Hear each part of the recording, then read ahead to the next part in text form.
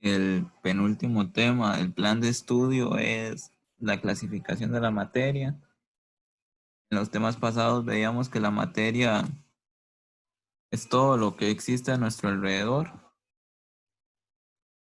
todo, digamos, todo lo que veamos, ya sean seres vivos o inanimados, una mesa, una sábana, una cuchara, todo está formado por materia.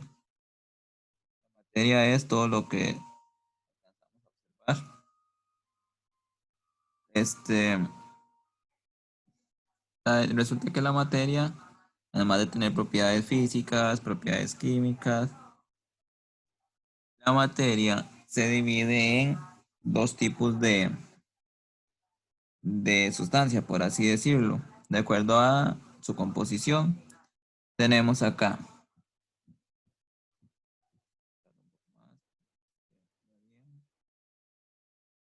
tenemos acá las sustancias puras y a las mezclas. Entonces, la materia se clasifica en sustancias puras y las mezclas. ¿Qué son las sustancias puras? Resulta que las sustancias puras, que tenemos acá el título, son sustancias en las cuales la composición es fija y uniforme. No se pueden separar mediante métodos físicos. ¿Qué quiere decir esto? Que sea composición fija y uniforme. Por así decirlo, no es una sustancia que uno vaya a ver una deformidad en el material, por ejemplo. Es una composición fija. Acá tenemos un ejemplo, vemos una lámina de oro. La composición del oro es toda igual, tiene una composición fija molecularmente y es uniforme. Todo esto es oro. Esto es una sustancia pura. No es posible separarlos mediante métodos físicos. El separar una sustancia mediante un método físico, lo vamos a ver más adelante, los métodos físicos, pero es, por ejemplo, poder separar una sustancia por destilación o un filtrado, por ejemplo. Ellas no se pueden separar así de una forma, por así decirlo, manual. Resulta que las sustancias puras se dividen en elementos y compuestos. ¿Cuál es la diferencia entre un elemento y un compuesto? Pues bien, los elementos son los constituyentes más básicos que hay en la materia. No se pueden separar mediante métodos físicos porque es una sustancia pura. Eh, un ejemplo de elementos, por ejemplo, son todos los que vemos en la tabla periódica. Cuando escuchamos hablar de magnesio, oxígeno, nitrógeno, plata, carbono, hidrógeno y hierro, siempre son una sola palabra. Magnesio, nitrógeno, plata, carbono. Eh, a diferencia de los compuestos, que los compuestos en realidad son elementos que se unen. Elementos unidos forman un compuesto. Esto es un elemento, es oro, solo oro. Ahora vamos a ver un compuesto. Acá tenemos un ejemplo de un compuesto. La sal que se usa en la casa, la que se utiliza para cocinar, se llama cloruro de sodio. ¿Por qué? Porque tiene iones de cloro y de sodio. Cloruro de sodio. Eso es un compuesto. Tiene dos elementos unidos. Resulta que acá, bueno, tenemos el concepto. Son compuestos. Los compuestos se encuentran formados por la unión de dos o más elementos. Por ejemplo, el agua que nosotros tomamos es H2O. Acá tenemos la fórmula del agua. La H es de hidrógeno, la O es de oxígeno. Entonces, el elemento es hidrógeno y el otro elemento es oxígeno. Dos elementos juntos forman un compuesto. Entonces, tenemos elementos que es como lo más básico de la materia. Tenemos compuestos que es la unión de dos o más elementos. En la materia está la explicación escrita. Existen formas de separar, por ejemplo, los compuestos, pero no formas físicas. Ahora bien, la materia también se clasifica, que les decía, se clasifica en sustancias puras, que eran compuestos y elementos, y mezclas. Esa es la principal clasificación. La materia se clasifica en sustancias puras, que se divide en elementos y compuestos, y mezclas, que se dividen en homogéneas y heterogéneas. Las vamos a ver. ¿Qué es una mezcla? Como la palabra lo dice. son sustancias mezcladas una con otra. Así que a diferencia de los elementos y los compuestos, las mezclas tienen una composición variable. ¿Qué quiere decir que tengan una composición variable? Que no es totalmente uniforme como el oro, por ejemplo, en en todo su volumen. Se pueden separar mediante métodos físicos, que ya casi se los voy a explicar. Por ejemplo, un ejemplo de mezcla. Por ejemplo, cuando se hace fresco de tan o de sirope o de alguna de esas sustancias, el agua se mezcla con el sirope o con el tang. Eso es un ejemplo de una mezcla. Tenemos dos sustancias mezcladas una con otra. Tenemos una imagen que dice el agua y la arena mezclados son una mezcla heterogénea. ¿Por qué esto es una mezcla? Porque hay agua y hay arena. Pues bien, entonces, las mezclas, que es la otra clasificación de la materia, se dividen en mezclas heterogéneas y mezclas homogéneas. Acá los tenemos, heterogénea y homogénea abajo. ¿Qué es una mezcla heterogénea? Una mezcla heterogénea son mezclas, dos sustancias o más, pero podemos distinguirlas a simple vista o de una forma fácil. ¿Cuál, ¿Cuáles sustancias son las que están mezcladas? Volvemos al ejemplo del agua y la arena. Aquí se puede distinguir cuál es el agua y cuál es la arena. Esto es una mezcla heterogénea. Ahora bien, la diferencia con la mezcla homogénea es que la mezcla homogénea no se puede ver a simple vista cuál es cada una de las sustancias. Están tan bien mezcladas que no se pueden identificar a simple vista. ¿Se puede separar mediante métodos físicos? Sí, pero no se puede distinguir a simple vista. Por ejemplo, una mezcla homogénea es, por ejemplo, cuando se hace café con leche. Una vez que se mezclaron, no se sabe cuál es el café y no se sabe cuál es la leche. Importancia de las mezclas y las disoluciones en las actividades humanas. Las disoluciones son mezclas homogéneas. Pues bien, los jarabes, por ejemplo, en la industria farmacéutica, las inyecciones, las vacunas, todos ellos son mezclas. En construcción se utilizan mezclas, por ejemplo, en el piso, los cementos, la arena, el hormigón de piedra o la cal reforzada. Las aleaciones que se utilizan en algunos Perlin, por ejemplo, también son mezclas de sustancias. En la agricultura, los herbicidas, los insecticidas, los fertilizantes, todos ellos son mezclas.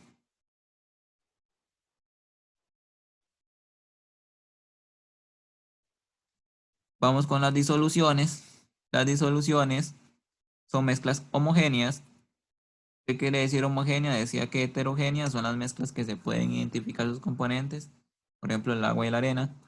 Y homogéneas son las que no se pueden identificar a simple vista. Entonces, que una mezcla sea, una disolución sea una mezcla homogénea, lo que quiere decir es que no es tan fácil identificar sus componentes. Presentan homogeneidad, quiere decir que toda la sustancia va siendo similar. Resulta que las disoluciones tienen dos partes, por así decirlo. Una disolución tiene un disolvente y tiene un soluto. Por ejemplo, acá en esta imagen se ve el caso del agua con el azúcar. El agua disuelve al azúcar. Entonces, el agua al disolver, el agua es el disolvente, el azúcar es el soluto. Hay menor cantidad de azúcar que de agua. Y la sustancia que disuelve es el disolvente, la sustancia que se disuelve es el soluto. Tenemos tres ejemplos de mezclas, en este caso de disoluciones. La insaturada, la saturada y la sobresaturada, dependiendo de la concentración de soluto. Por ejemplo, una mezcla insaturada es como si hiciéramos agua con azúcar, pero se le echaría poquita azúcar, nada más de que en dulce. Eso es una mezcla insaturada porque existe la mezcla, pero el soluto y el disolvente están completamente mezclados. Ahora, una mezcla saturada, que es esta de acá, Esto es cuando el disolvente disuelve al soluto en lo máximo que puede, por así decirlo. Cuando llega a un punto de que ya más no podría disolver. Está completamente todo disuelto al máximo, cuando, por así decirlo, alcanza la máxima capacidad de disolución. Y resulta que la mezcla supersaturada o sobresaturada es cuando ya el soluto, perdón, el disolvente no tiene la capacidad para disolver el soluto. Por ejemplo, si esto fuera agua y esto fuese azúcar, sería echarle mucha azúcar que al final cuando se le agrega, por ejemplo, mucha azúcar a un fresco, queda el azúcar en el fondo del vaso. Eso sería una mezcla supersaturada, no o sobresaturada. No se mezcla por completo el soluto. Se superó la capacidad de solución.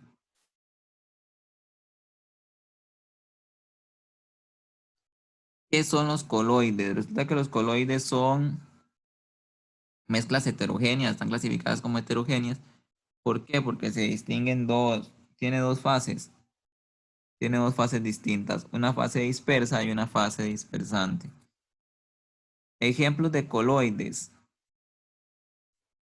por ejemplo la gelatina es un coloide, ¿por qué?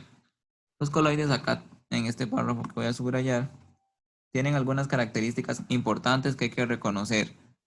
Pueden dispersar los rayos de luz. Si uno agarra un poco de gelatina y alumbra, dispersa la luz, no la atraviesa, digamos. Si uno la hace con un rayo de luz, al otro lado no sale ese rayo de luz. Se dispersa por la gelatina. Eso es una característica de un coloide. Por ejemplo, el plastigel también hace lo mismo. Absorben partículas con carga que las rodean. Son partículas cargadas eléctricamente. Ejemplos de coloides son la gelatina, la niebla, la neblina. Tiene esa particularidad también. Si uno cuando hay mucha niebla, por ejemplo, las luces de los carros no se ven bien a la distancia. Eso es porque se dispersan, porque la niebla es un coloide. Y los rubí es la piedra, la joya. Ahora bien, ¿son importantes para la humanidad los coloides? Claro que sí. ¿Por qué? Se ven en la industria farmacéutica, como en medicinas, por ejemplo, antibióticos y cremas. Se ven en la construcción se ven en la construcción, por ejemplo, en plásticos y cerámicas. Hay plásticos que dispersan la luz, no la dejan atravesar por completo. En la industria alimenticia, jaleas, por ejemplo, la gelatina, la mantequilla, se encuentran prácticamente en realidad en muchos campos de las actividades humanas. Productos como aerosoles, como joyas, como les decía el rubí. Ahora bien, los métodos de separación de mezclas. Estos eran los métodos físicos que les comentaba que se utilizaban para separar las, las mezclas. Entonces, hay 5 ejemplos que vienen en el temario del MEP, por eso los tengo acá. La filtración. ¿En qué consiste la filtración? Pues los voy a explicar con los dibujos. La filtración consiste en filtrar. Por ejemplo, como con un filtro, estilo filtro que se utiliza para el café. Si tengo una sustancia en otra, por ejemplo, eh, no sé, una basura sólida en agua líquida, yo puedo separar el agua y dejarla completamente pura de las basurillas, porque al pasarla por un filtro, el agua va a escurrir, pero las basuras se van a quedar en el filtro. Esa es la filtración. Es muy simple, es filtrar por un filtro. Algo similar a lo que hacen algunas mascarillas ahora. Filtran uno, absorbe el aire, pero la parte contaminada se queda afuera. La decantación, ¿qué es la decantación? La decantación es por diferencia en, en la densidad de las sustancias. Por ejemplo, el agua y el aceite. Se echan en un aparatito, estos aparatos tienen acá abajo un regulador. Entonces, ¿qué pasa en un embudo de estos? Echamos dos sustancias, por ejemplo, acá el aceite y acá el agua. La más densa, la más pesada, se va a ir al fondo y la más liviana, para decirlo, de una densidad menor, va a quedar arriba, va a flotar. Entonces, abrimos la llave acá abajo y esta sustancia que quedó abajo se va a salir toda. Entonces, cuando se acerca a esta otra, ya va a empezar a escurrir, cerramos la llave y quedaron separadas. Esa es la decantación. El otro es la evaporación. La evaporación, pues, es evaporar a base de temperatura. Cuando se hierve agua, si se le aplica y se le aplica y se le aplica calor, fuego, el agua se va del recipiente. Eso es la evaporación. Si teníamos, no sé, volvamos al ejemplo de las basuras, en el recipiente con el agua, va a hervir tanto el agua hasta que se va por completo y en el recipiente va a quedar la basura. La destilación, la destilación la usan para hacer licores, por ejemplo. ¿Qué es la destilación? Que tienen un balón de estos, dos sustancias, y a base de temperatura, por ejemplo, se calienta, se evapora una de las sustancias, la sustancia que tenga el menor punto de evaporación, se evapora, pero como acá arriba está tapado, la sustancia que se evaporó, la otra queda aquí. Queda una sustancia aquí y la otra se evapora. Al estar aquí cerrado, va a atravesar por acá en un sistema de refrigeración. Como viene hecho gas, recordemos los estados de la materia, estaba líquido, pasó a gaseoso, pero como no puede salir el gas, atraviesa el sistema de refrigeración. Al gas convertirse, enfriarse, perdón, de gas pasa a agua y al pasar a líquido otra vez acá, va a escurrir aquí. Entonces acá nos queda la primera sustancia y aquí nos queda la segunda. En este caso les explico como si fuese esto agua con otra sustancia. Pero acá lo que hace es pasar de gaseoso a líquido. Y aquí escurre en líquido. Esa es la destilación.